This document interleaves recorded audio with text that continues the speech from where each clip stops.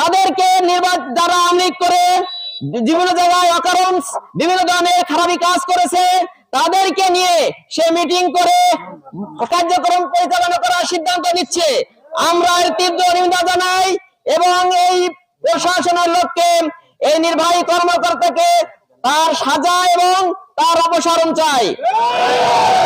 সে যে অবস্থান বিরাজ করতেছে শান্ত পরিবেশকে নষ্ট করে দিয়েছে। সেই শান্ত পরিবেশ ফকিরহাট উপজেলাকে অশান্তর দিকে নিয়ে যাচ্ছে।